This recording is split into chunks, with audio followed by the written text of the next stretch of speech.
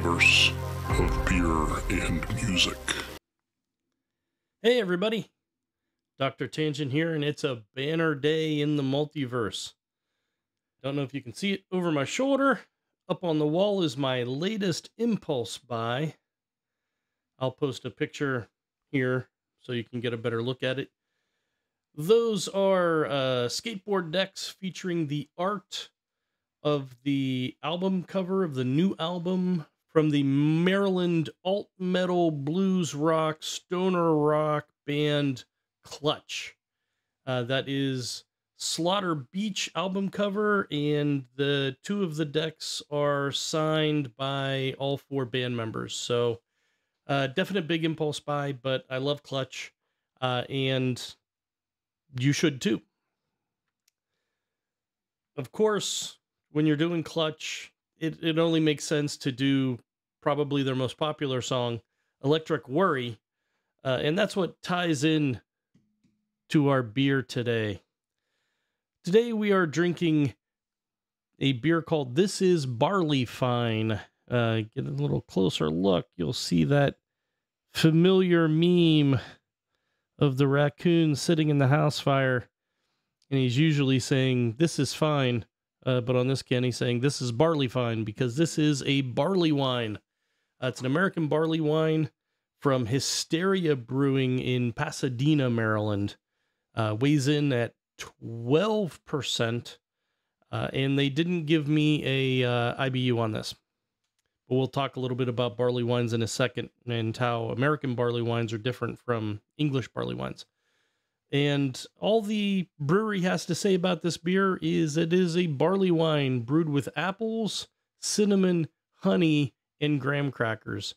So I'm expecting a lot of sweet to balance the potential bitterness in the barley wine. A little bit about Hysteria. First off, I visited them about a month ago and love the fact that they are dog-friendly inside and out. You can actually take your dog right inside the tap room. And I did. Me and my dog sat in the brewery and had a few beers. Like most craft breweries, they started as home brewers. In this case, it was three friends that fancied themselves mad scientists. They brewed their first batch of beer and developed an uncontrollable excitement, which is the definition of hysteria, which led to their brewery name. And they're there to make beer that's not afraid to be beer. Interesting slogan. The beers I had there were serviceable to good. Nothing really set my pants on fire, unfortunately. But they were solid. They were good. But I have very high hopes for this. That's why I bought a 4-pack before leaving, because this wasn't on tap when I was there. But I am very excited to give it a try. Let's talk a little bit about American barley wines versus English barley wines. American barley wines kind of developed from English barley wines, but very typically they were hoppier. We like to add more hops to traditional styles and call them the American version. This puts the emphasis on bitterness, flavor, and aroma from the hops, whereas English barley wines are much more about the malt backbone. You still expect a big malt presence from an American barley wine, especially a 12% one, but it'll definitely lean to the hoppier side than 12% English barley wine. A lot of U.S. breweries have started rebranding their barley wines, or they only make their barley wines and then barrel age them, because you can do that. Barley wine is a very likely beer to be barrel aged. But because of their hoppiness, a lot of breweries rebranded their American barley wines as like double IPAs or some version of IPAs. Although American barley wine should have more residual sweetness than a double IPA. That being said, IBUs for American barley wines are typically in the 50 to 100 IBU range, which is pretty high. You should get a noticeable bitterness out of a barley wine. With this being loaded up with so many sweet adjuncts, I'm very interested to see how those two play together. It's said that the Bigfoot is Sierra Nevada's American barley wine, and that kind of set the standard for hop forward American barley wines when it was introduced in 1983. Legend has it when they first sent a sample to a lab for analysis, they got a phone call from the lab saying, "Your barley wine is too bitter," meaning that it's not a barley wine. It's too bitter to be a barley wine. To which Sierra Nevada answered, "Thank you." So that started the big hop American barley wine trajectory. So let's take a look. I've had this sitting out of my fridge for about an hour to warm it up a little bit, because big beers like this, you want to get all the flavors. These are definitely sippers.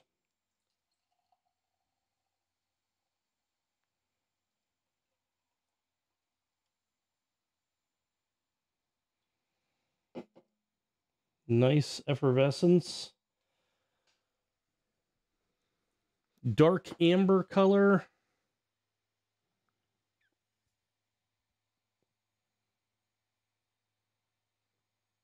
Very hazy, almost opaque.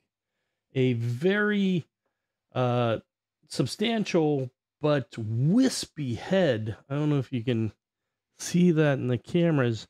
You can, I mean, it's dissipating fairly quickly, but it is all medium to large bubbles. You can see a lot of space in that head, but it is getting some nice lacing, which is always good.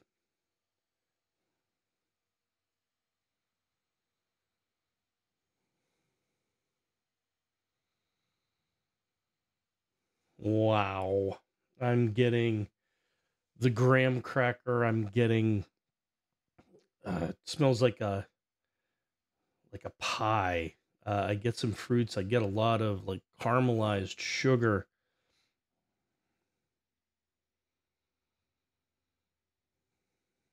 Yeah, get the apple. The apple's underneath the spices and the honey and the graham crackers, but you can get the apple on the nose.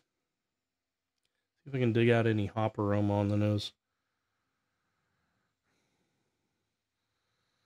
There's something there. It's hidden underneath the caramely pie crust, apples and spices, baking spices, but I'm getting a little bit of a earthy hop aroma.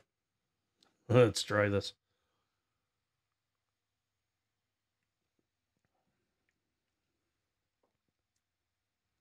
Wow. The hops come through big time on the finish.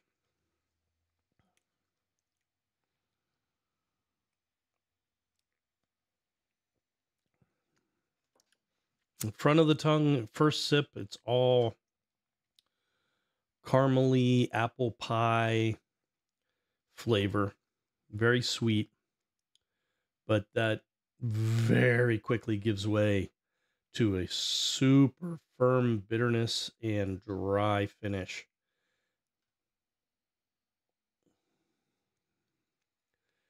Even with the bitter, dry finish, you can still, on the tip of your tongue, taste the apple pie.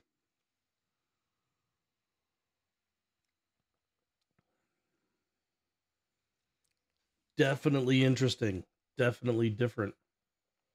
I really wish they would post the IBUs on this, because this feels high. This feels like it might be 75, 80 IBU.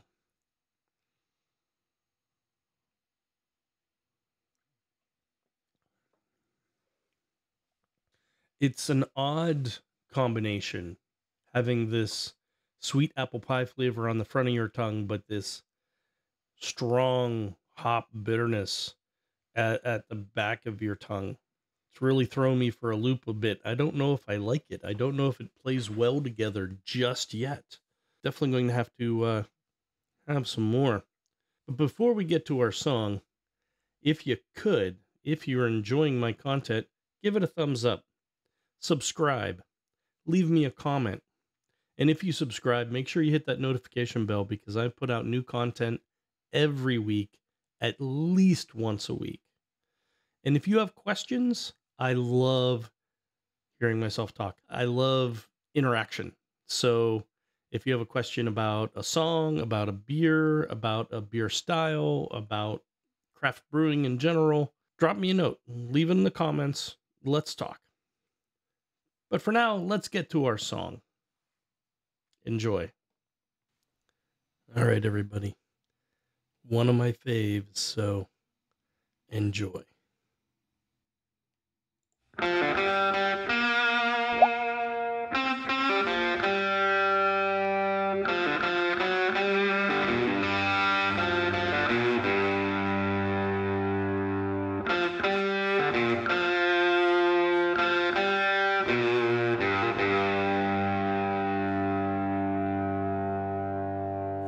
Well, you made me weep, and you made me moan. When you caused me to leave, child, my happy home.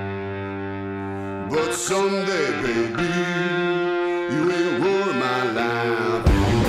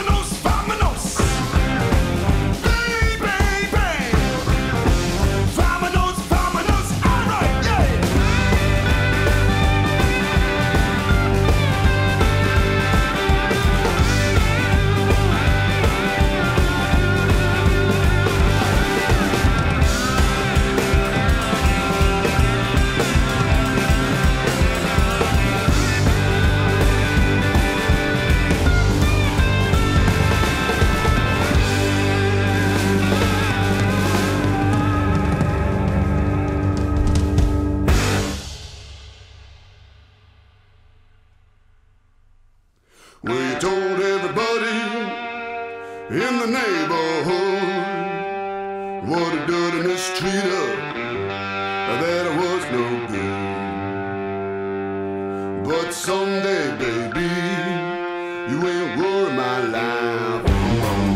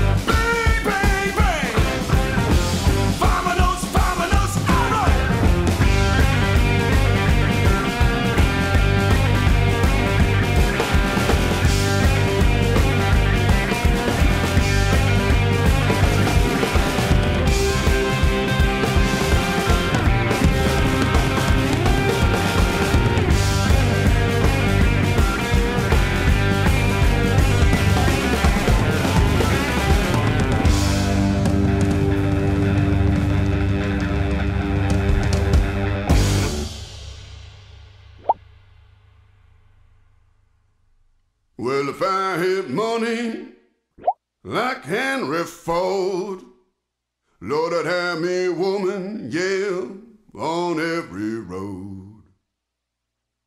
Well, bye-bye, baby, you ain't worth my life anymore.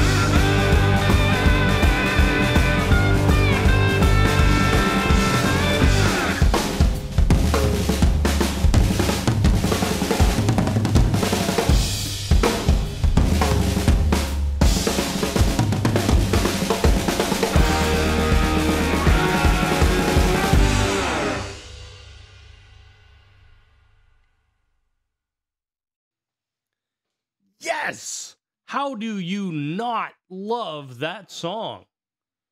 It's just so great. If you don't like it, leave me a comment, because I need to read you the riot act. Such a great song. So that was Clutch. They formed in Germantown, Maryland in 1991, and actually got their name because all the guys in the band were into cars. And at that time, a lot of the bands that were in their genre tended to have one-syllable names. So they said, hey, Clutch, there you go, one syllable, car-related, perfect. So they went with that. They are super loyal to the Maryland soil. I'll put a link to this particular song because it's so creative. They wrote a song called Hot Bottom Feeder that is all about the Chesapeake Bay blue crab, the Maryland blue crab, and the video is also essentially a recipe for crab cakes. The whole song, the lyrics talk about how to make the best Maryland blue crab cakes. And it's just hilariously creative and fantastic. But the song still kicks ass. How do they do that? It's amazing. Clutch is a lot of fun. During COVID, during the worst of it, when everything was shut down, they started doing live streaming concerts. I went to a few, including Live at the Doom Saloon, which was a great concert. I mean, they played for like an hour, and you just streamed it on your computer live. It was fantastic. And I think tickets were like $8. You can't beat that. That's great. Some of their lyricism is amazing. There's a line in Electric Worry that I love, where he's talking about, you can keep your riches, keep all the gold you made. There ain't room for one thing in everybody's grave. Essentially saying that, we all die the same. In your grave, there's room for your body. And that's it. That's all you can take with you into your grave is your body. So we're all the same in death. It doesn't matter how great you think you are in life. Death is the great equalizer. And it's nihilistic, but they deliver it in such an awesome kick-ass way that you gotta like it. You gotta respect it. I love this version. I will put a link to the official video version also, but I wanted to give you guys the live version feel. Now, pros and cons. This is definitely the live version. This isn't the studio version just with live footage, but they've recorded directly from the soundboard at the concert. You gain a lot of sound quality, but you lose all of the crowd noise. And I kind of find myself wishing there was some crowd noise in there. But let's get to the verdict on the beer. I've been drinking it fastidiously, and I've decided I like it. I like it a lot. It's just such an interesting juxtaposition of this sweet caramely apple pie and this American barley wine big hop bitterness. It's certainly not for everybody, but after a pint or two, it can become for everybody, because it will affect you. But it's good. I've got to give Hysteria kudos on this. This is definitely better executed than any of the beers I had while I was in their tap room, which, don't get me wrong, they were good. They were solid beers. They just weren't rocking my world. This is definitely living up to their aspirations of heavily committed people making insanely full flavored beer. This beer is insanely full flavored, and it's certainly worth a try if you happen to find yourself in Pasadena, Maryland. And if you can swing over to Silver Springs, say hi to Neil Fallon, the front man for Clutch. And Mark, in Silver Springs, you have a duty to fulfill. Dr. Tangent has written you a prescription to befriend Neil Fallon so I can come down and we can hang out and have beers. But that's it for tonight. Like I said before, give it a like, subscribe, hit that notification bell, leave me a comment. I love to interact. But until next time, keep drinking.